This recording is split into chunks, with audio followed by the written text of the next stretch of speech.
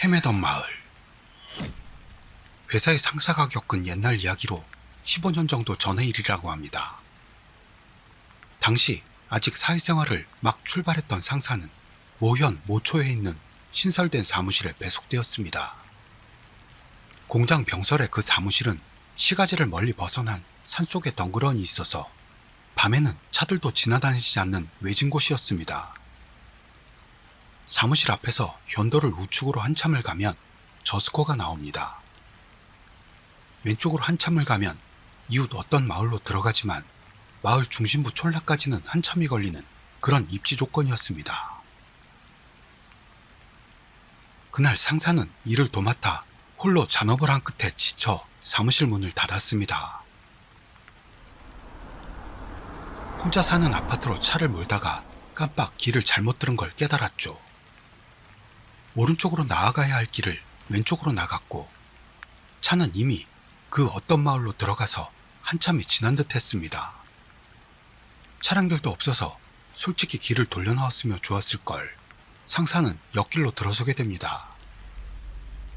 크게 빙 돌면 원래의 길로 나오겠지 생각했기 때문입니다만 구획 정리가 된 것도 아닌 시골길은 그렇게 되지 않는 법입니다. 달릴 만큼 달리고 다시 찾은 길로 들어가길 몇 번을 반복했습니다만 어디를 어떻게 달렸는지도 이미 확실하지도 않고 주변은 암흑천지에 길은 좁디 좁습니다. 되돌려 가기도 이미 무리였던 거죠. 그러나 아스팔트와 흙바닥이 간헐적으로 나타나는 길에는 바퀴 자국이 이어져 있었고 아마도 이곳이 지역 주민들이 생활에 쓰는 길. 분명 그 앞으로는 촌락이 있을 거라 믿고 계속해서 앞으로 나갔습니다.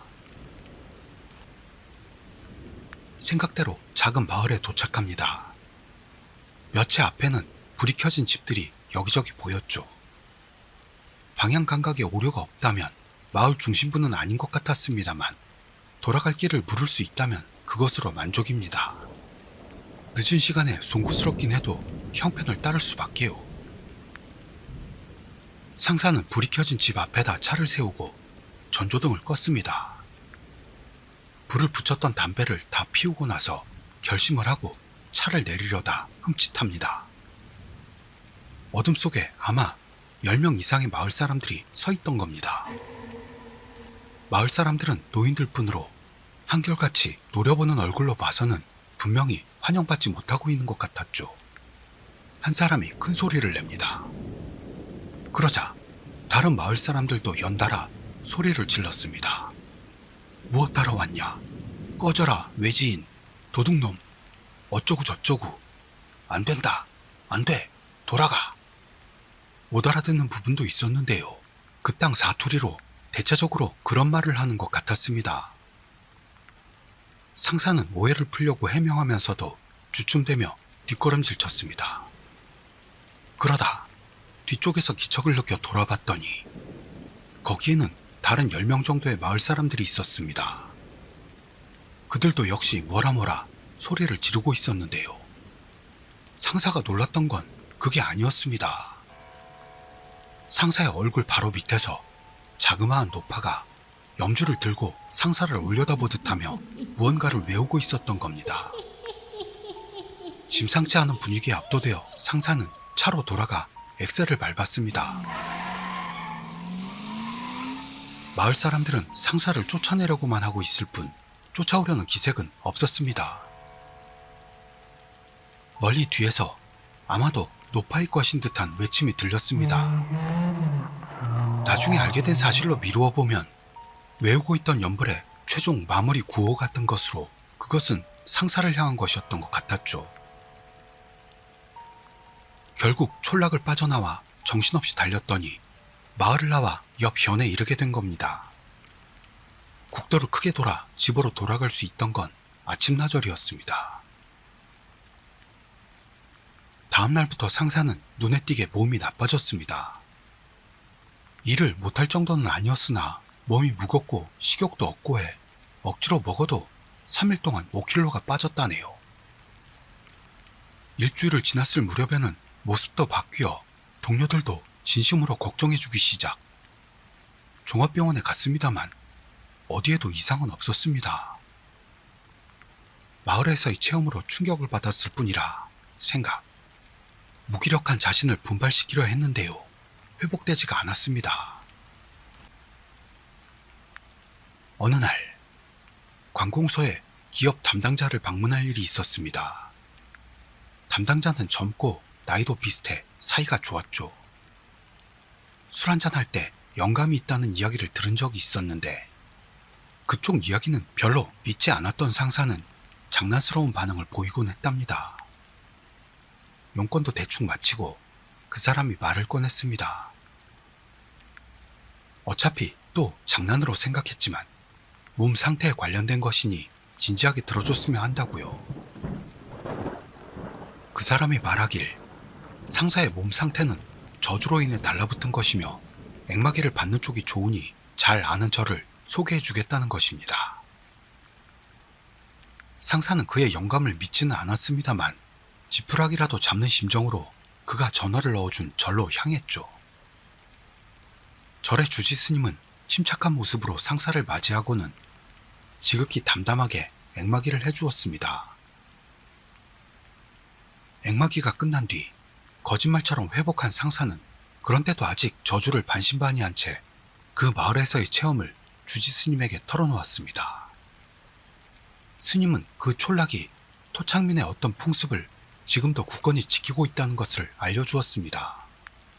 그 풍습이란 아주 옛날 타관 사람에게 잘자리를 빌려줬던 집주인이 아기를 빼앗긴 것에서 비롯된 촌락의 자기 방위책이며 마을에서 태어난 지 얼마 안 된 아기가 있을 때는 외부에서 온 사람을 맞이해서는 안 된다는 것이랍니다. 풍습은 언제부터인지 점점 심해져 쫓아버린 타관 사람이 다시는 촌락으로 돌아오지 못하도록 기도사가 외부인을 저주하여 죽이게 된 것이라고 하네요. 상사는 그날 밤 봤던 노파와 그 외침을 떠올렸습니다만 그런데도 저주 같은 건 믿고 싶지 않았습니다. 그러나 그 마을에서 본 것은 남자도 여자도 모두 노인들 뿐이었던 느낌이 들어 젊은이들이 나오지 않았던 건 어째서일까? 애초에 아무리 시골이라고는 해도 이 현대에 있어 젊은 세대가 그런 풍습에 얽매여 살고 있다는 건 믿기가 어려웠습니다. 그런 소박한 의문을 담아 상사는 주지스님에게 물었죠. 주지스님은 순간 눈이 휘둥그레졌습니다만 상사가 아직 모든 걸 이해하지 못하고 있다는 걸 알고 미소를 지으며 알려주었습니다. 그 촌락은 일본 전국에서도 꽤 빨리 고령화를 맞아 남은 노인들은 완고하게 주위와의 교류를 거부하고 있지도 않은 아기를 지킨다는 명목으로 외지인을 계속해서 쫓아냈다는 것. 그리고 그 결과 촌락이 없어진 지 이미 30년 이상 지났다는 사실. 그 말을 들었을 때 전신에 오한이 돋던 걸 상사는 지금도 잊을 수가 없다고 했습니다. 이후 상사는 귀신의 존재를 믿게 되었다고요. 후일담입니다. 관공서와 관련된 공동 상담회 같은 이벤트가 끝난 뒤 담당자의 운전으로 상사는 그 촌락에 갔다네요. 물론 아직 해가 뜬 시간대에 말이죠. 관공서 사람은 굉장히 싫어했다는데요. 상사는 진지했습니다. 동승했던 거래처 사람은 들떠 있었다나요. 그날 밤에 왔던 길과는 완전 반대 방면으로 촌락에 도착했긴 했습니다만 무너져 내릴 것 같은 폐허들 뿐이어서 같은 장소라고는 믿어지지 않았다고 합니다. 그렇지만 촌락 안쪽까지 걸어가서 돌아본 광경은 그날 밤 봤던 촌락임이 틀림없어서 상사는 경악했다고 합니다. 정확히 말하자면 그렇게 확인까지 하고 처음으로 상사는 귀신의 존재를 믿게 되었다네요. 관공서 사람에게는 폐허의 어둠 속에서 이쪽을 응시하는 마을 사람들이 몇 명 보였던 모양으로 마지막까지 차에서는 내리지 않았다나요.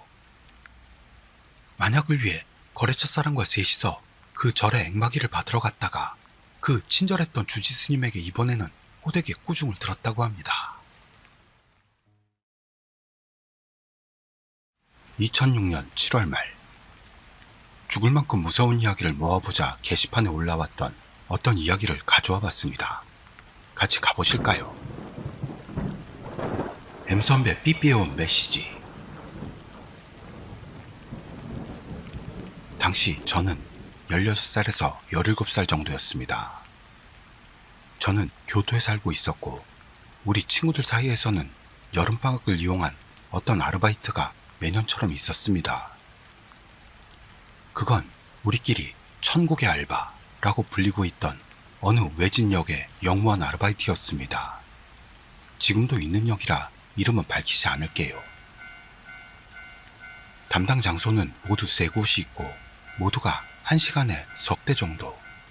관광객을 실어오는 것뿐으로 그 전후 5분 정도 빼고는 에어컨을 튼 영무원실에서 만화를 보거나 게임을 하거나 방학 숙제를 하거나요. 마음대로였습니다. 그게 천국이라고 불리는 이유였죠. 다른 영무원분들이라고는 정년퇴직해서 직장을 구해 들어온 촉탁직 할배들 뿐으로 오늘은 정말 힘들어요 같은 말을 하면요. 손자 같은 우리가 가여웠는지 그분들은 그럼 숙직실에서 좀 자고 오면 어떠냐? 하고 말해줄 정도로 꿀알바였던 겁니다. 그렇게 꿀같은 알바가 일반적으로 모집될 리도 없으니 이 알바는 자연히 매년 땡땡고등학교 재학생으로 가득했습니다. 알바에 들어간 놈들은 3번째 알바, 즉 3년을 맡게 되면요. 이듬해 그 알바에 투입되는 선택된 자들이 1학년부터 몇 명이 선출됐고 대대로 끊임없이 이어져 오고 있었습니다. 당시 알바 멤버로는 U군, K군, N군, Y군, M 선배와 저까지 6명, 모두 시커먼 남자들이었습니다. M 선배만 3학년으로 나머지 5명은 2학년, 그 해엔 1학년은 없었어요. 이 사건은 이 알바와 직접 관계는 없습니다만 알바를 하던 환경이 문제였습니다. 전국적으로도 그 주변은요, 나쁜 선택을 하는 사람들이 이상하게 많고 촉탁 어르신들에게서 무서운 경험담을 듣기도 했습니다. 나쁜 선택을 한 사체가 반드시 매년 몇 곳씩은 발견되고 있었는데요. 그 발견자는 거의 아침 일찍부터 출근하는 촉탁 어르신들 뿐. 우리는 8, 9시부터 근무 투입이라 다행히 그런 현장과는 맞닥뜨릴 일은 없었죠. 어느 더운 날, 우리는 그 알바를 마치고 위로회를 열게 되었습니다. 위로회라는 건 딱히 별난 건 아니고 단순히 알바를 마치고 모두 잡담하는 자리입니다. 알바는 2개 시프트로 끝나는 시간이 오후 7시와 11시, 이렇게 2종류. 위로회에 참가하고는 싶지만 7시에 끝날 경우는 4시간 정도 근무처에서 시간을 때우면서 11시 팀이 끝나길 기다리는 겁니다. 그날은 드물게도 6명 모두가 참가했었죠. 너는 오늘 참가할 것인가? 이라는 말이 나머지 2에게도 영향을 미쳐 그럼 아무 일도 없으니까 나도 하는 식으로 7시에 끝나는 멤버가 모두 남았습니다. 위로회가 열리는 곳은 날마다 바뀌는데요. 그날은 운치가 있다는 것으로 2개의 강이 합류해 하나의 가모가와 강이 되는 삼각지로 내려가기로 했습니다. 삼각지로 내려가려면 2개의 강에 걸친 2개의 다리 사이에서 강변으로 향하는 돌계단을 내려가면 도착합니다. 좌우를 강이 찰랑거리며 흐르는 자갈 위에 앉아 여러 잡담을 나누며 즐기고 있었죠. K군과 N군, 그리고 M 선배는 술을 좋아해서 근처 편의점에서 캔맥주도 몰래 사왔고 조금은 마실 줄 아는 U군은 어울리는 정도, 전혀 못 마시는 저와 Y군은 음료수로요. 당시 휴대폰이라는 건 아직 비즈니스맨들이 차 안에서만 사용하는 고가의 물건으로 보급되고 있던 건 삐삐와 PHS 정도였는데요. PHS라는 건 예전에 시티폰으로 보시면 되겠습니다. 공중전화 옆에서만 사용이 가능해서 그 당시 우리나라도 공중전화 옆에 인간들이 바글바글 했었죠. 지금 젊은 사람들은 모르는 분들도 많을 것 같네요. 그런데 이 당시 일본 PHS는 자체적으로도 통신이 가능했던 것 같습니다. 옛날 구닥다리 폰 같지요. 그리고 기본적으로는 삐삐를 많이 썼고 개 중에는 PHS를 들고 삐삐랑 공용으로 쓰던 사람도 많았습니다. 그런 시대였어요. 숫자만 입력하는 삐삐에서 진화해 그 당시엔 짧은 가타카나를 보낼 수가 있었습니다. 길거리 공중전화 옆에서는 여고생들이 엄청난 속도로 메시지를 미친 듯 찍어넣는 그런 광경을 자주 볼 수 있었어요. 11은 아, 15는 오, 21은 카 등등 그런 조합으로 입력하는 겁니다. 강가에서 마시던 우리 6명도 각자가 삐삐나 PHS를 가지고 있었습니다. 모두가 담소를 나눌 때 M 선배의 삐삐가 울렸습니다. 다른 모두는 크게 신경 쓰지도 않고 이야기를 계속하고 있었는데요. 누구? M 선배가 말했습니다. 무슨 일이에요? 누군가 물었더니 M 선배가 자기 삐삐를 우리에게 보여줬습니다. 도코니 이루노. 어디 있냐는 뜻입니다. 그걸 누군가가 놀립니다. 또 누구냐니요? 그건 우리가 듣고 싶은 말이죠. 희죽댑니다. 아니야, 진짜로 짐작도 안 가. M 선배가 말한 순간 손에 들고 우리에게 보여주고 있던 삐삐가 다시 울렸습니다. 확인하는 M 선배. 의아한 표정을 지으며 우리에게 보여줍니다. 와타시모 이레테. 나도 끼워줘. 어디서 듣고는 끼워달라니 뭔 말이야? 의미를 모르겠네. 라는 M 선배. 여친분 아니에요? 아니, 여친 없는 거 잘 알잖아. 그때는 그다지 신경 쓰지 않고 다시 잡담을 시작했습니다. 몇 분이 지나고 다시 울리는 M 선배의 삐삐. 진짜 누구냐고 하면서 우리에게 다시 보여준 삐삐에는요. 나이노. 없어. 우리 모두는 쓴웃음을 지었습니다. 그러자 이번에도 바로 다시금 벨이 울리더니 도코니 아루노. 어디 있냐는 뜻인데 이건 물건을 가리키는 말. M 선배는 영문도 모르는 듯 어이가 없어 코웃음을 쳤습니다. 그런데 주머니에 그걸 넣으려던 때 다시 울린 벨을 본 M 선배는 단숨에 창백해졌던 겁니다. 뭐래요? 왜 그래요? 흥미진진하게 묻는 우리에게 M 선배는 아무 말도 하지 않고 삐삐를 보여줬습니다. 와타시노 아타마가 나이노 라고 쓰여 있었습니다. 내 머리가 없어. 모두에게 보여준 뒤 M 선배는 갑자기 화를 내기 시작했습니다. 씨, 너희 내가 영감이 강해서 이런 농담 제일 싫어하는 거 알잖아. 놀란 우리 5명은 누구냐 이런 장난 문자 넣은 놈. 이제 됐으니까 진짜 하지 마라 까지 말했을 때 다시 벨이 울렸습니다. M 선배의 진지한 모습으로 설마 정말 영적인 일인가 싶은 놀라움으로 우리 5도 묵묵히 M 선배가 삐삐 확인하는 모습을 지켜봅니다. 다 확인한 M 선배는 헤 하는 굳은 미소를 짓더니 다시 보여줬습니다. 아서보어요. 놀자. 보여주면서 누구냐? 선배가 따지고 듭니다. 니들 PHS 갖고 있잖아. 그거로 이걸 입력한 거 다 알아. 그러더니 일단 전부 여기다 꺼내봐. 발신 이력 볼 거야. 하는 말을 꺼냈습니다. PHS로 메시지를 보내려면 메시지 센터에 전화를 넣어야만 했기 때문에 발신 이력을 보면 확인이 가능한 겁니다. 나 아니에요. 모두 저마다 말하며 자갈밭 위에 PHS를 내놓습니다. 모두가 다 꺼냈고 2-3번째 PHS를 M 선배가 확인한 뒤 너도 아니네? 하고 말했을 때입니다. 다시 벨이 울렸던 겁니다. 모두의 PHS가 그 자리에 꺼내져 있었기 때문에 그 시점에서 우리의 결백이 증명되었습니다만 동시에 무언가 섬뜩한 메시지가 우리 6명 외에 누군가에게서 들어오고 있다는 것도 증명되었던 겁니다. 하며 M 선배는 천천히 삐삐로 눈을 향합니다. 그러더니 정색하고 우리에게 내밀었습니다.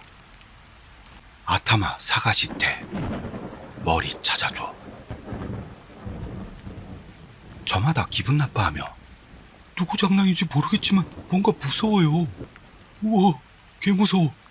귀신이야, 귀신. 진짜 누군 거야? 살짝 흥분하면서 6명이 끌어낸 답은 다른 곳으로 옮기자였습니다. 강가에다 인적이 전혀 없었기 때문에, 그리고 공포심도 컸기 때문이죠. 쓰레기를 모으고 6명은 내려왔던 돌계단을 향해 걷기 시작했습니다. 그때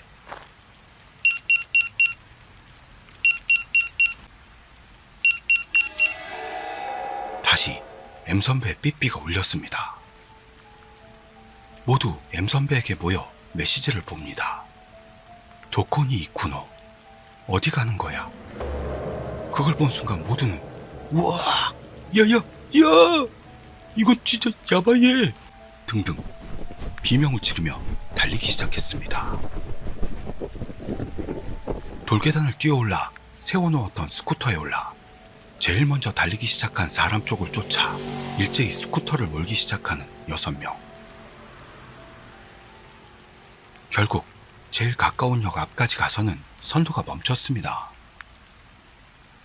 역 앞에는 자판기나 공중전화의 불빛이 있어 전부 조금씩 평정을 찾아가고 있었죠. 아까 그거 야바이했어. 난 이런 거 처음이야. 오늘 못 잘 것 같아. 하며 아직은 다소 장난이 섞였을지도 모릅니다. 재미있는 해프닝이 일어났다고요. 역전 가로수텔에 걸터앉은 M 선배가 잠시 후 모두에게 말했습니다. 그건 진짜 위험했던 것 같아. 실은 처음부터 살짝 안 좋은 느낌이 들었어. 진짜요?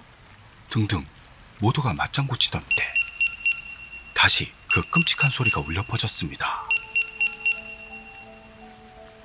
M 선배는 제발 그만 좀 해라 하면서도 삐삐를 봅니다.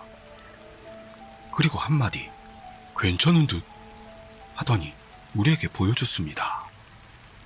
도코니 이타노, 어디 간 거야? 모두는 놓친 거야? 하는 말을 꺼냈고 하나가 지금 각자 집으로 돌아가자 라고 했습니다. 혼자 돌아가기 무섭다는 목소리도 나왔습니다만 곧 그 제안에 모두 동의. 각자의 스쿠터에 올라타 그럼 내일 보자 같은 말로 준비하고 있던 중 다시금 삐삐 소리가 울리는 걸 듣고 우리 6명은 그 자리에 딱 하고 움직임을 멈췄습니다. 삐삐를 확인한 M 선배는 귀가는 중지다, 자를 옮기자 하며 삐삐를 우리 쪽으로 보여줍니다. 미츠케타, 찾았다. 신호도 무시했고요. 목에 걸친 수건이 바람에 날아갔어도 주우러 돌아가지 않았습니다. 24시간 여는 찻집을 발견하고 뛰어들어간 6명 중 서너 명은 떨고 있었어요. 드라마처럼 알기 쉽게 떠는 게 아니고요. 의자에 앉으니 무릎이 부들부들 떨리고 그게 테이블로 전해져 설탕통이 달그락대듯 떨렸습니다. 움직이는 동안 도코에이쿠, 어디로 가는 거야? 오마에, 너, 아타마가 나이, 머리가 없어, 가에세, 돌려줘, 아타마오 가에세, 머리를 돌려줘 하며 차례로 메시지가 들어왔다고 합니다. 이미 정신이 살짝 나가 있던 5명은 그 말을 듣고도 그래요? 라는 반응. 에어컨은 분명 틀어져 있었는데요. 거의 대부분이 여긴 춥다 하는 말도 꺼냈고요. 이젠 어떻게 해야 좋을지 모르는 상태입니다. 1시간 정도를 찻집에 있었고 결국 6명 전원이 제일 집이 가까운 Y군네 집으로 가기로 했습니다. Y군 집에 도착. Y군의 제안으로 불단이 모셔진 방에 모여 자기로 부처님이 계시니 지켜주지 않으실까라는 소박한 생각이었습니다만 그게 효과가 있었는지 Y군 집에 들어오고부터 삐삐는 울리지 않았던 겁니다. 그런데 이상한 일이 또 일어나기 시작했습니다. 유군이 던진 한마디. 뭐라? K는 어디? K군의 모습이 보이질 않는 겁니다. 화장실? 그러나 화장실에는 없었어요. K군은 Y군 집 어디를 찾아봐도 없었습니다. 집 앞을 확인했더니 그의 스쿠터만 없었습니다. 그렇게 무서운 상황에서 혼자 무단으로 돌아갔을 리도 없습니다. 불안해진 우리는 PHS로 전화를 걸었는데요. 아무도 받지를 않습니다. Y군이 이건 뭘 신경 쓸 상황이 아니니까 라며 일단 K군의 부모님에게 K가 사라진 사실을 알리기 위해 학부모 회원 명단으로 K군 자택 전화번호를 조사. 집으로 전화를 걸었습니다. 새벽 서너 시 무렵이었던 것 같아요. 한동안 아무도 받지 않았는데요. 드디어 K의 엄마가 전화를 받았습니다. 말도 안 되는 시간에 죄송합니다. K군하고 같이 아르바이트하는 Y라고 하는데요. 그는 거기까지 말하고 우리를 봤습니다. 잠깐 기다리래. K 지금 집에 있는 것 같아. 뭐? 그 자식 뭐야? 돌아갈 거였으면 말이라도 하지. 모두 투덜거립니다. 잠시 후 전화 너머로 K와 통화한 Y가 우리에게 했던 말은 걔 오늘 7시 퇴근이라 먼저 돌아갔다는데? 우리 모두 얼굴을 찌푸리며 쳐다봅니다. 뭐야, 위로해하자고 꼬셨는데 내가 오늘 일이 있어서 먼저 간다고 했잖아. 분명히 자답게 목소리였다고 합니다. 우리 모두는 곰곰이 생각해봤습니다만 있었던 것도 같고 없었던 것도 같은, 즉 기억이 아리송한 겁니다. 존재감이 없다거나 하는 이야기는 아닙니다. 6명 중 하나이기 때문에 없으면 바로 알 수 있을 텐데 처음 강가에서 Y군 집에 도착할 때까지 아무도 K군이 없다는 걸 느끼지 못했던 겁니다. 하지만 무슨 말을 했냐 라든지요, 증거라도 있냐 한다면요, 아무도 아무것도 말할 수가 없습니다. 다만 분명히 6명이었다는 것만은 모두가 기억하고 있습니다. 그렇다면 강가에 있던 6명 중 하나가 귀신이었다는 걸까요? 아재 할배들 추억 돋는 재밌는 이야기였습니다. 나카야마 이치로의 오사카의 아이터널. 꽤 오래전의 이야기인데요. 제가 아는 사람 중에 자유기구가인 사람이 있었어요. 그 사람은 귀신 같은 건 전혀 믿지 않습니다만 여름이 되면 지방 잡지에서 심령 스팟 취재 의뢰가 들어오기도 한다네요. 그리고 그때도 취재가 들어왔는데요. 자기 집에서 오토바이로 1시간 정도 걸리는 산에 있는 터널이 있습니다. 거기에 귀신이 나온다는 소문이 많다고요. 그랬더니 그 사람의 오랜 친구도 거기에서 영체험을 한 적이 있다는 이야기가 나왔습니다. 산길을 쭉 가면 오래된 터널이 있다면서요. 그리고 그 터널 앞에 여자가 서 있답니다. 그쪽 터널 주변은 산길로 가로등도 없고 깜깜합니다. 그래서 터널이 있는 곳만 터널 불빛이 새어나오고 있다고요. 한밤중에 오토바이로 갔더니 분명 그 여자가 서 있는 겁니다. 보통이라면 섬뜩할 테지만 자세히 봤더니 그 여자가 너무 예뻐서 오토바이를 세우고 당신 여기서 뭐 하는 거야? 말을 걸었더니 그 여자가 실은 남친하고 드라이브 하다가 차에서 싸웠어요. 그래서 남친이 차를 내리라고 하더니 이런 산속에다 버리고 갔네요. 장난이라고 생각했는데 한참을 기다려도 안 돌아와서 불빛이라고는 여기밖에 없으니 여기 서서 기다리고 있어요. 그렇구나. 그럼 큰일이겠네. 그건 그렇고 어디 사람? 그렇게 묻자 가까운 마을 이름을 대길래 그럼 타 하고 오토바이 뒤에 태웠다고요. 그랬더니 어느새 그 여자는 사라졌다고 합니다. 그 말을 들은 그 기고가 양반은 사실인지 아닌지 의심에 휩싸이면서도 취재처에서 그런 기사를 써달라는 것도 있어 취재 목적으로 가보기로 했던 겁니다. 여름밤에 홀로 오토바이를 달려 가보기로 한 거죠. 길은 제대로 된 포장도로입니다만 분명 가로등은 전혀 없었고 산길이라 길도 조금 구불구불했다고 합니다. 그랬더니 들었단 말 그대로 터널이 있었고 거기에 여자가 서 있었다네요. 헐, 진짜 있어 생각합니다만 그 친구 이야기를 들었던 것도 있어 기고가 양반은 그 터널을 뚫고 지나갔습니다. 그리고 터널을 다 빠져나가고 나서 지금 그 여자는 대체 뭘까? 다시 생각이 드는 거죠. 오토바이 전조등이 비쳤을 때 여자의 얼굴에 불빛이 제대로 닿는다는 건 그건 살아있는 사람일 거라 생각. 다시 한번 보러 갔던 겁니다. 분명 자신은 거기에 귀신이 있다고 생각했기 때문에 그 여자도 귀신이라 생각한 것뿐일 거라고요. 본인은 귀신을 그다지 믿지도 않고 불빛이 닿았을 때 그림자도 분명 생긴 걸 봤습니다. 그러니까 그건 산 사람일 것이다. 만약 그게 사람이라면 이 시간에 이런 곳에 있는 여자라면 뭔가 사건에 말려들었을지도 모른다. 그런 걸 이것저것 생각하면서 다소 공포는 있었지만 다시 한번 유턴해 터널 안으로 들어간 겁니다. 그리고 터널 안에 들어가서 입구까지 돌아가니 역시 여자는 있었습니다. 오토바이를 세우고 여자에게 말을 걸었죠. 그랬더니 여자가 실은 남친하고 드라이브 하다가 싸워서 라는 친구에게 들었던 이야기와 똑같은 말을 하는 거죠. 하지만 아무리 봐도 사람입니다.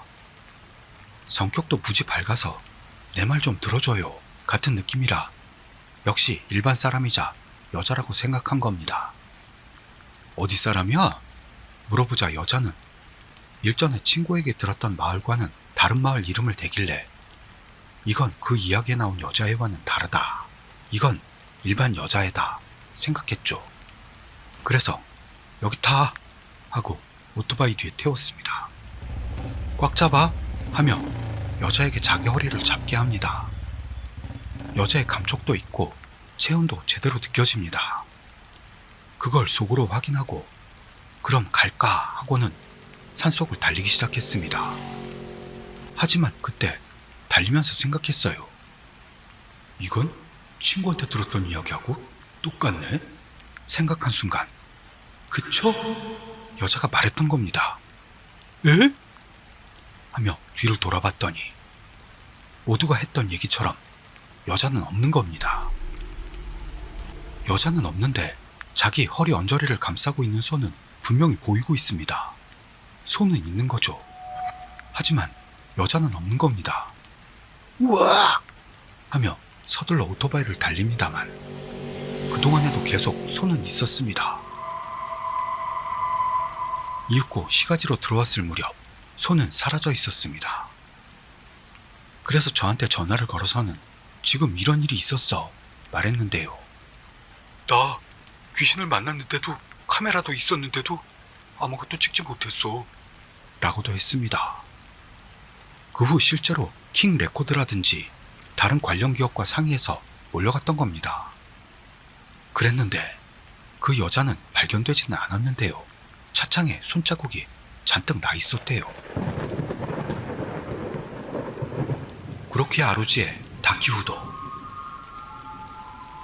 심령 스팟이란 게 전국적으로 많이 있습니다만 제가 사는 야마가타에도 다키후도라는 뭔가가 있다는 장소가 있습니다. 원래는 수행자들이 가르침을 받는 장소였다는데요. 언제부터인가 거기에 장난 삼아 간다면 저주받는다 또는 죽임당한다 등등 일컬어지고 있는 곳입니다. 저도 낮에 가본 적이 있습니다만 폭포가 정말 맑고 매우 깨끗한 공기가 흐르는 곳으로 여기에서 뭐로 저주를 받는단 말인가 이상하게 생각했었죠. 하지만 밤이 되면 주변 모습이 완전히 달라진다고 합니다. 어디서 들려오는지 모를 굉음, 그 안에서 다가오는 누군가의 발자국 소리, 한치 앞을 내다볼 수 없는 어둠 속에서 뭐가 덮쳐와도 이상하지 않다. 그런 불길함이 주변을 감싸고 있다는 사람들이 많습니다. 귀희의 일본 괴담에서도 한번 다뤘던 적이 있으니까 링크를 달아놓도록 할게요. 그런 다키우도에 관련된 이야기입니다. 지방 TV국에서 일하는 K씨라는 분의 이야기입니다.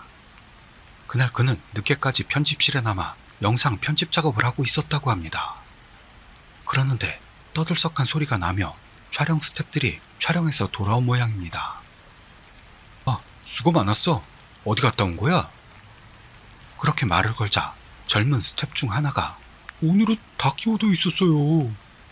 일부러 겁에 질린 소리로 말했다고 합니다. 다키오도? 그 심령 스팟이라는 곳? 왜 또? 아니, 견내에 있는 신이나 절, 신사 같은 그런 것들을 촬영해달라는 의뢰가 들어왔어요. 젊은 감독은 그닥 무서워하는 모양이 아니라서 K씨는 일부러 거기 가면 큰일 당한다던데 부추겼다고 합니다. 또 위협하신다. 뭐니 해도 K씨가 오늘 밤은 여기 남으실 테니까요. 그런 말해도 난 모릅니다. 오히려 젊은 감독은 오늘 밤을 새야 하는 K씨를 향해 위협적인 말을 내뱉고 책상 위에 녹화된 테이프를 툭 던지고 돌아갔다고 합니다. 자기가 놀렸는데 그런 말을 들으니 썩 좋은 기분은 아닙니다.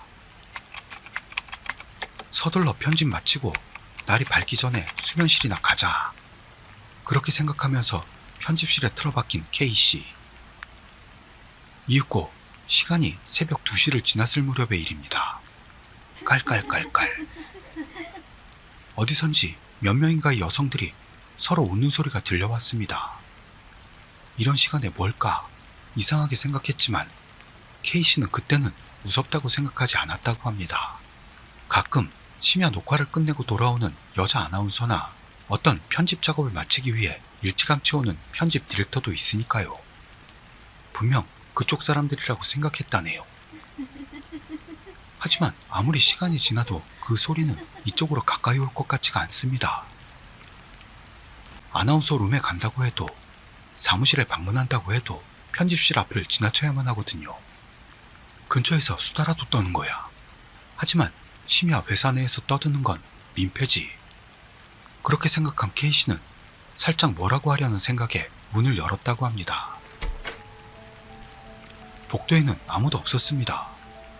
새빨간 비상등 불빛 말고는 누군가가 있던 흔적도 아무것도 없었답니다. 정말 이상하게 생각이 됐는데요. 임박한 편집이 더 중요했죠. 깊이 생각하지 말자. K씨는 그날 아침까지 편집실에서 열심히 일했습니다. 문제가 벌어진 건 다음날 아침.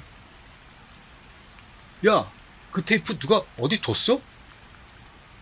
지난밤에 젊은 감독이 안색이 바뀌어 회사 안을 헤매이고 있습니다. 왜 그래? 밤을 새 피곤한 눈을 비비면서 K씨가 말을 걸자 젊은 감독이 창백한 얼굴로 말했습니다. 아니, 어제 찍었던 다키오도 테이프를 어디에서도 찾을 수가 없어요. 들어보니 어제 책상 위에 놓여있던 테이프가 아침 일찍 왔더니 호련히 사라져 있었다고 합니다. 그런? 어젯밤에 계속 있었는데 테이프를 가져간 사람은 보지도 못했어. 원래부터 나 말고는 아무도 없었으니까. 맞아요. 그냥 책상 위에 놔둔 테이프를 누군가가 가지고 갔다고도 볼 수 없어요. 젊은 감독은 갸웃대고 있습니다. 결국 그 테이프는 나오질 않았다고 합니다. K씨에게 자세히 들은 바에 의하면 방송국이라는 건 테이프 관리가 엄청 엄중한 모양으로 사라지거나 혹은 잘못해 덮어쓰기가 되는 경우는 거의 없다고 합니다.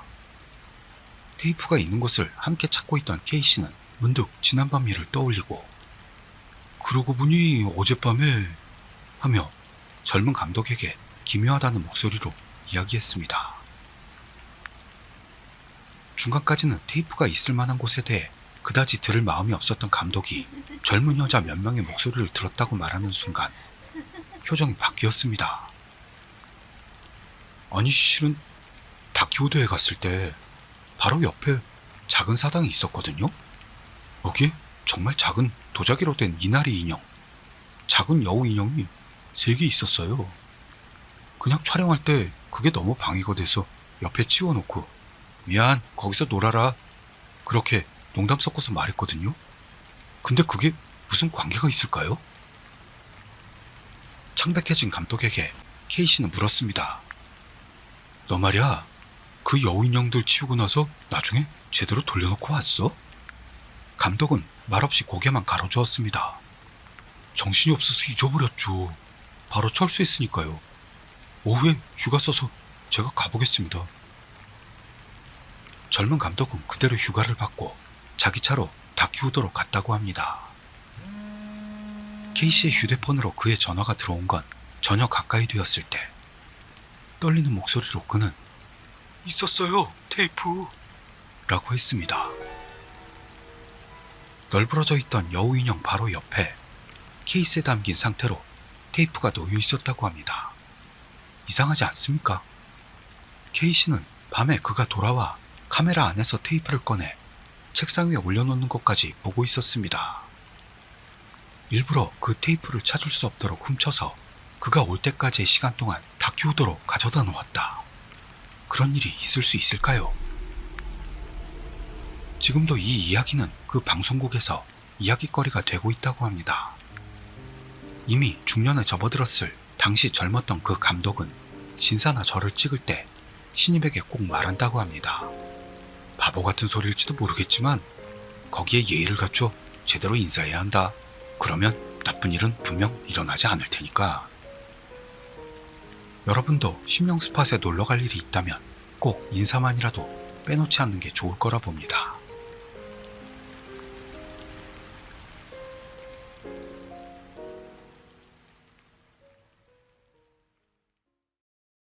(2010년 6월) 죽을 만큼 무서운 이야기를 모아보자 게시판에 올라왔던 아주 유명한 이야기, 유언 비디오 렌터.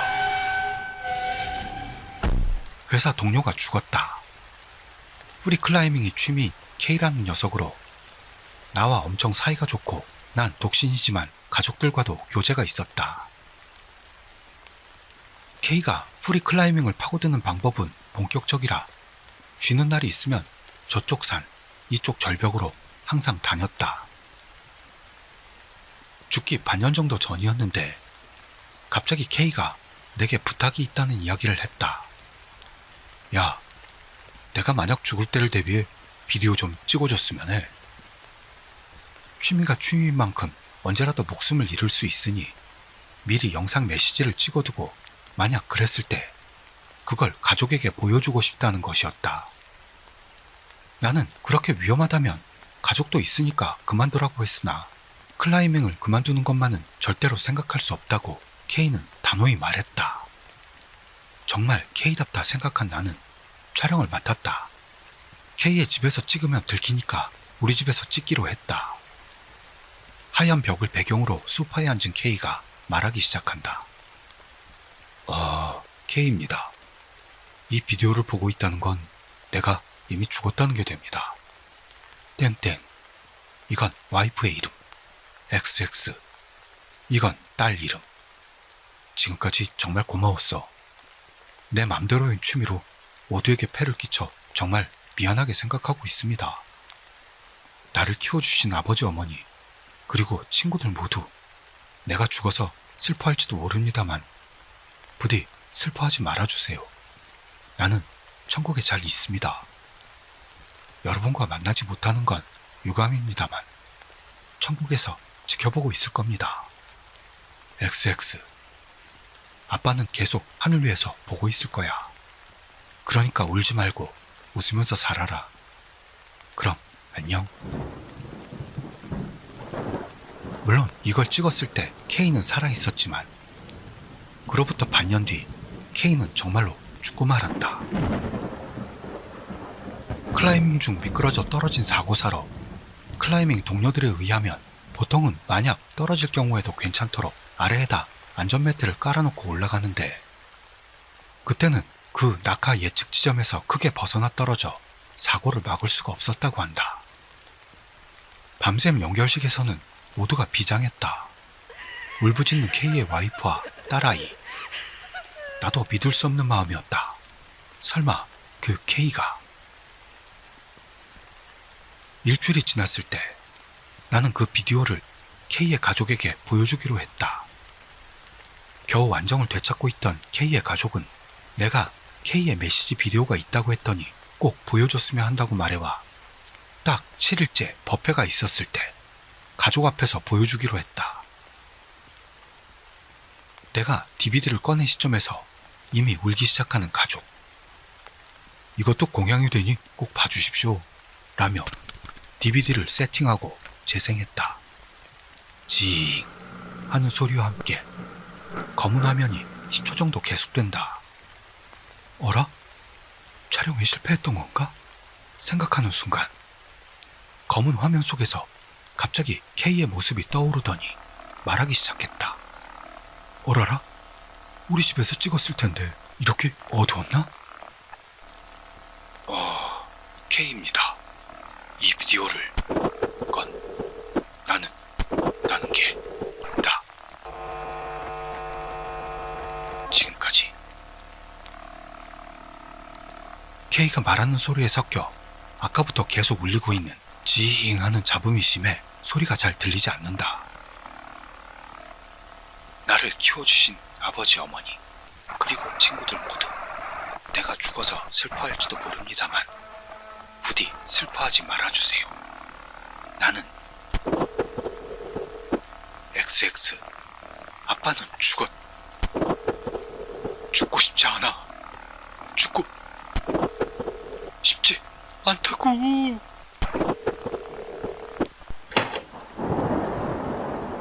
등줄기가 얼어붙었다. 마지막에는 잡음으로 거의 알아들을 수 없었지만 K의 말은 찍었을 때와는 분명히 다른 단말마의 비명 같은 것으로 변하고 마지막 K가 다 말했을 때 어두운 가장자리에서 뭔가가 K의 팔을 끌고 가는 게 분명하게 보였다. 이걸 본 가족은 울부짖었고 K의 와이프는 이딴 걸 보여주냐며 내게 달려들었으며 K의 아버지는 나를 두들겨 팼다. 와이프의 남동생이 K형은 이런 걸 장난으로 찍을 사람이 아니라며 모두를 달랜 덕에 거기서 끝났지만 나는 도계자를 받고 DVD를 바로 처분하겠다며 모두에게 사과했다. 다음날 DVD를 근처 절로 가지고 갔더니 처분 좀 부탁합니다 말하기도 전에 주지 스님이 DVD가 들어있는 쇼핑백을 보자마자 그건 우리 쪽에서는 역부족입니다 라는 것.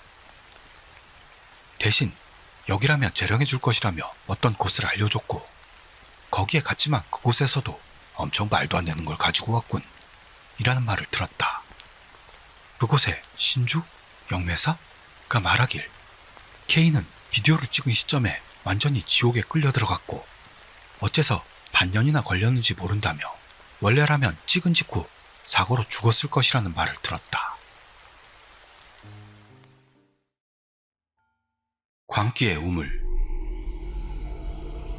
우리 회사는 엄청난 블랙 기업으로 유대를 돈독히 하기 위해서인지 정신수행인 건지는 모르겠지만 매년 신입사원들에게 등산을 시키거나요 캠핑 같은 걸 시킵니다.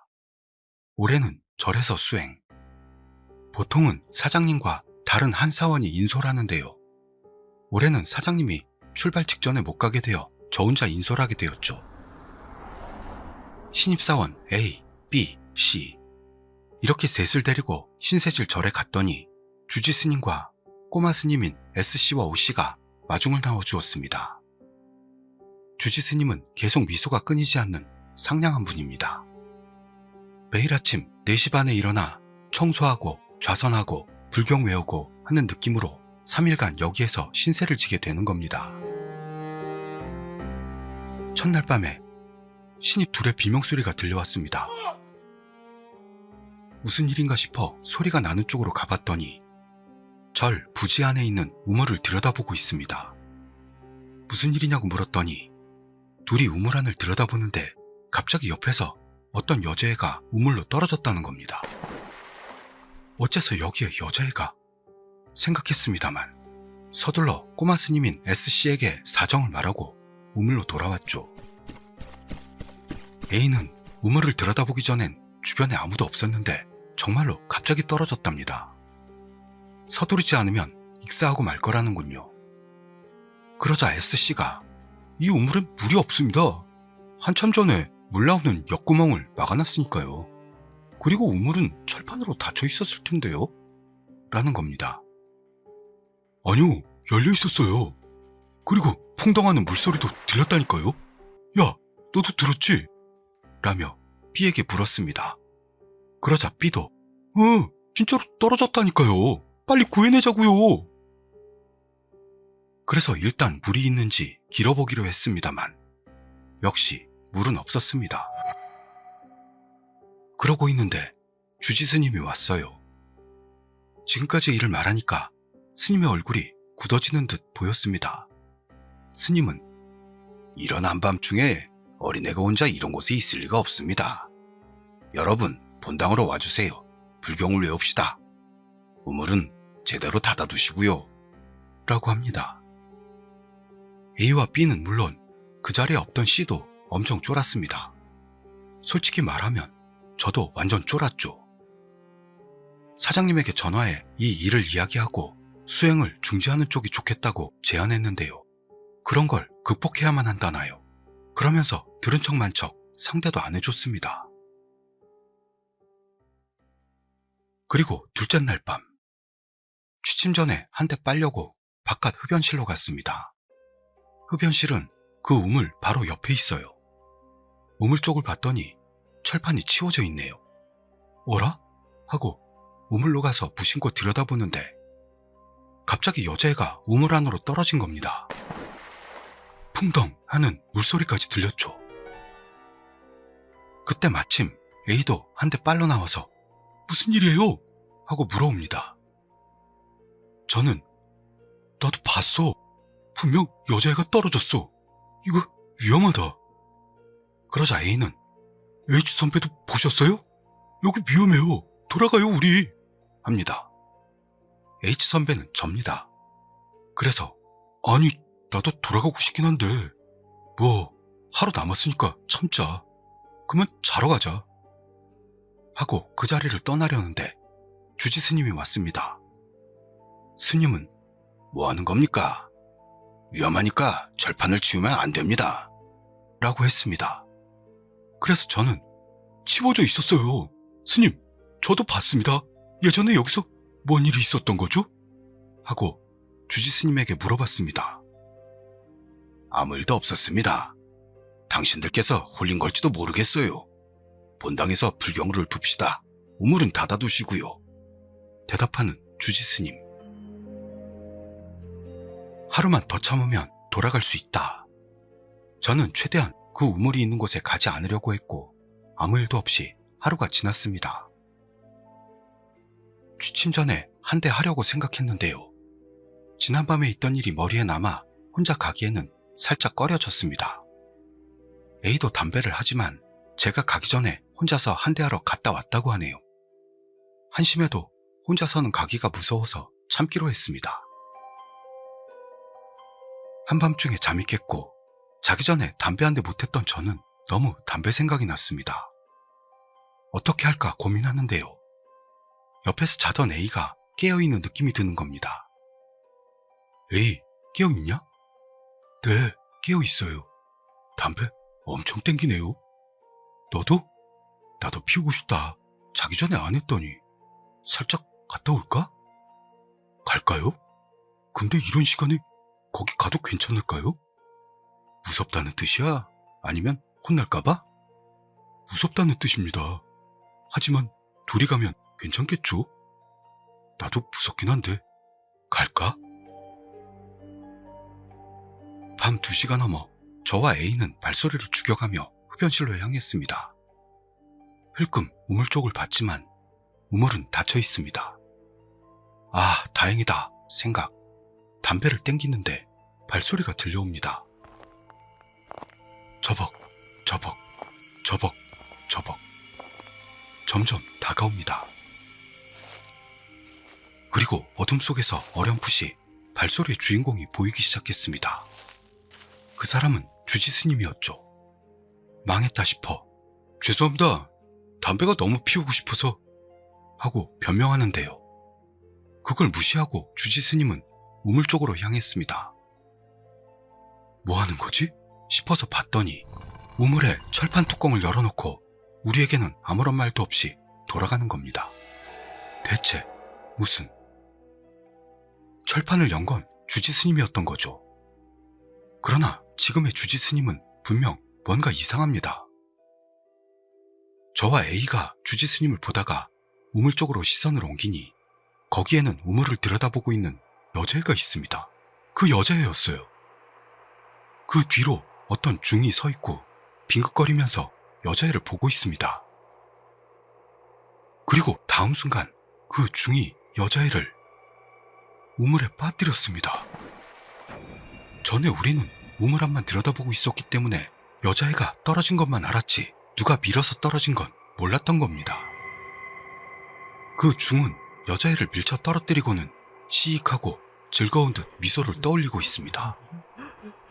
어딘가에서 본 미소였어요. 저는 그 중이 주지스님으로 보였습니다. 주지스님보다도 한참 젊었지만 그렇게 보였습니다. 그러더니 중은 웃음을 머금은 채 사라졌습니다. 그러자 바로 다시 여자애와 중이 나타나 아까와 같은 행동을 반복했습니다. 동영상의 리플레이 같이 몇 번이고 몇 번이고 여자애는 중에게 밀려 떨어지고 중은 즐겁다는 듯 웃는다. 저와 A는 멍하니 그걸 보고만 있었습니다. 가위 같은 느낌은 아니었어도 움직일 수 없었죠. 그때의 심정을 말로 옮기는 게 어렵네요. 그저 그 광경을 계속해서 봤습니다. 몇 번이나 반복됐는지는 모르겠지만 어느새부터인지 여자애와 중은 나타나지 않게 되었습니다. 저와 A는 아무 말도 못하고 멍하니 서 있었는데요. 좋은 아침이에요 라는 B와 C의 목소리로 제정신으로 돌아왔습니다. 우리 둘은 얼굴을 마주보고 오래전에 다 타버린 담배꽁초를 버리고 새 담배를 꺼내 불을 붙였습니다. 거기에 꼬마 스님인 S씨가 왔어요. S씨는 이런데 가만히 있지 말고 청소부터 하세요 랍니다. 그래서 저는 S씨, 옛날에 여기서 무슨 일이 있던 겁니까? 사실을 알려주십시오 했죠. S씨는 또 뭔가를 보셨습니까? 저는 모릅니다. 여기 온 지 3년밖에 안 됐으니까요. 옷이라면 뭘 알고 있을지도 모르겠지만요. 합니다. 저와 A는 식사를 마치고 오씨에게 물어보기로 합니다. 오씨, 이 절에서 예전에 무슨 일이 있었습니까? 그러자 오씨는 우물에서 뭔가를 보셨군요. 저는 여기 온 지 10년 이상 됐지만 특별히 아무런 일도 없습니다. 다만 하나 묘한 일이 있었는데요. 이건 말씀드려도 좋을지 모르겠는데 비밀로 붙여주셨으면 하는데요. 실은 전에도 우물철판이 열린 적이 있었어요. 저는 연 기억도 없었는데 주지 스님에게 혼이 났습니다. 하지만 어느새 또 철판이 열려 있었죠. 주지 스님에게 들키면 또 혼나니까 바로 닫았는데요. 어느 날 보고만 겁니다. 주지 스님이 우물철판을 여는 모습을요. 말을 걸어도 무시당하고 말았죠. 정말 이상한 분위기였어요. 그 후로 오랫동안 우물철판이 열린 적은 없었습니다만 S가 오고 나서 다시 몇 번인가 열린 일이 있었습니다. 뭐 제가 발견해서 바로 닫아놨으니까 S는 눈치 못 챘다고 보지만요. 거기서 A가 묻습니다. 우물에서 뭔가 보지 못하셨나요? 오씨 왈. 아무것도 안 보였죠. 저는 영감이 없는 건지 태어나서 한 번도 귀신을 본 일이 없습니다. 그래서 제가 물었습니다. 주지 스님께 철판 치운 것에 대해 물어보셨나요? 오씨가 말하길 아니요, 여쭐 수가 없었어요. 주지 스님이 무슨 의도로 그런 일을 하는지는 모르겠지만요. 랍니다. 그래서 제가 다시 물었죠. 저 의도라기보다는 홀려있는 게 아닐까요? 괜찮은 겁니까? 주지 스님이 그럴 일은 없다고 봅니다만 보살님은 뭘 보신 겁니까? 저와 A는 얼굴을 마주보고는 말해야 하나 말아야 하나 했습니다. 거기서 A가 아니, 여자애가 우물로 떨어지는 걸 봤습니다. H 선배도 그리고 B도 봤어요. 뭐 그것뿐이지만 말입니다. 여기서 O 씨는 그런가요? 하지만 지금까지도 특별한 일은 없었으니 괜찮을 겁니다. 더는 캐묻지 말자. 그렇게 생각했습니다. 오늘 여기서 떠나니까 이젠 됐다 싶었으니까요. 그날 정오를 지나 절을 나서기로 했습니다. 주지 스님이 미소로 배웅해 줍니다. 여기 왔을 때 봤던 미소와 똑같은 미소인데 주지 스님의 얼굴을 똑바로 볼 수가 없었습니다. 감사의 말을 올리고 절 문에서 한 발 밖으로 나가는데 갑자기 주지 스님이 미친 듯 웃기 시작했습니다. 그렇게 한동안을 그러더니 갑자기 웃음을 멈추고는 어린애처럼 울기 시작했습니다. 웽! 흑흑흑. 이 이상한 상황에 B와 C는 도망쳤습니다. S씨와 O씨가 필사적으로 주지 스님을 불렀지만 속수무책이었습니다. 저는 걱정스러운 마음에 주지 스님 쪽으로 한 걸음 내디뎠는데요. 스님은 울음을 멈추고 시익하고 기쁜 듯 웃었어요. 거기서 저와 A도 그 자리에서 도망치기 시작했죠. 평소의 생활로 돌아오고 나서 A는 묘한 사명감에 사로잡혀 그 절에 대해 여러 가지를 조사하고 있습니다. 저도 같이 하자고 끈질기게 졸라옵니다. H 선배도 같이 조사하자고요. 괜찮아요 이대로? 그 여자애가 불쌍해요. 그거 뭐였냐? 마지막 주지 모습 말이야. 그건요, 그 여자애가 나름대로 우리를 돌려세우려고 했던 건지도 모르겠고요.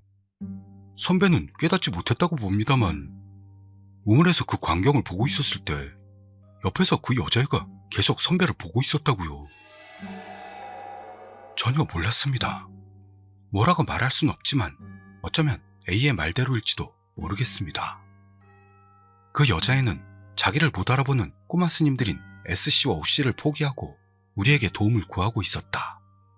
그런 걸지도 모릅니다. 그러나 뭔가 해주고 싶은 마음은 있어도 저에게는 무리입니다. 솔직히 말하면 몇 번이나 봤던 그 여자의 얼굴과 옷은 잘 기억나지 않지만 그 중의 미소는 잊을 수가 없거든요. 여자애를 밀어 떨어뜨린 후에 그 즐거운 듯한 미소. 지금도 문득 떠오르면 혼자 있을 수가 없게 됩니다. 저는 무리입니다. 미안하지만 이 이상은 관계되고 싶지 않아요. A가 그 후 어떻게 했는지 궁금하시겠죠? 하지만 어중간한 느낌이겠지만 이걸로 끝입니다. 아무것도 몰라요. 나중에 A에게 들은 이야기입니다. A는 몇 번인가 절에 갔던 모양입니다만 기본적으로 일반 참배객들은 절 안으로는 못 들어가서 A도 들어갈 수 없었던 것 같습니다. A는 저와 부서도 다르고 너무 귀찮게 같이 조사하자고 해서 계속 피했었는데요. 여기에 글을 쓴 뒤에 신경이 쓰여 문자로 물어봤더니 지지난주 일요일에 주지 스님과 만났다고 합니다. A는 그 후 올해 4월부터 계속 매주 일요일에 그 절에 갔다고 합니다. 꼬마 스님의 S씨가 항상 상대해줬지만 일반 참배객은 안으로는 들어갈 수가 없다는 이유로 매번 거절당하고 있었습니다. 지난주 일요일도 A는 친구와 둘이 절에 갔는데요. 역시 절 안으로는 들여보내주지 않았습니다. 거기서 A는 안 들여보내준다면 경찰에 전부 말하겠습니다. 괜찮겠어요? 하고 절 앞에서 소리쳤습니다. 그러자 잠시 후 S씨가 주지 스님이 A와 둘만이라면 만나도 좋다고 전화로 왔습니다. 친구는 차에서 기다리기로 했고 A는 주지 스님과 만나기로 한 거죠. S씨도 O씨도 동석하지 않고 주지 스님과 단 둘이요. 단도직입적으로 묻겠습니다만 당신 옛날에 여자애를 그 우물에 빠뜨렸죠? 주지는 묵묵부답. 솔직히 말 안 한다면 저는 몇 번이라도 찾아올 겁니다. 그러자 입을 여는 주지. 벌써 20년도 더 된 이야기입니다. 제 여동생에게 딸이 있었어요. 애가 참 이뻤습니다. 동생 어릴 때랑 똑같이요. 어쨌든 저는 이 조카애가 너무 예뻐서요. 그래서 우물에 빠뜨리고 말았습니다. A는 그 말의 의미를 알 수가 없었죠. 무슨 뜻인지 모르겠는데요? 모르겠습니까? 알 수가 없겠지요. 조카는 죽었어요. 사고사입니다. 사고사라뇨? 당신이 죽인 거잖아. 사고사입니다. 사고사로 됐어요. 당신 그 여자애한테 홀려 있어. 당신도 원한 있고 죽는 거 아니야? 당신 중이잖아. 괜찮겠어?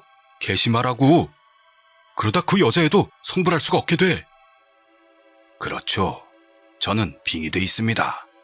조카애는 저를 원망하고 있죠. 언제까지고 제 옆에 있어줄 겁니다. 성불이라니 당치도 않아요.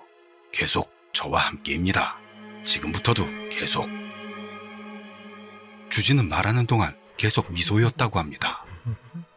대단한 A도 말을 잃고 그것과 동시에 지금까지의 사명감으로 잊어버리고 있던 공포심이 스멀스멀 끌어올랐다고 합니다. 이제 됐나요? 그럼 돌아가 주십시오. 다시는 이 절에 오지 않도록 하시고요. 다음에 또 온다면 저도 생각이 있으니까요. A는 친구에게는 아무런 말도 않고 돌아갔습니다. 전화로 이야기를 들은 저는 그거 살인 자백이잖아. 그렇다면 경찰에 알리는 쪽이 좋지 않을까? 라고 A에게 말했습니다만 아니요. 저는 이제 무리입니다. 더는 상관하고 싶지 않아요. 하면서 저와 똑같은 상태가 된 겁니다. 저도 물론 관여할 생각은 없습니다.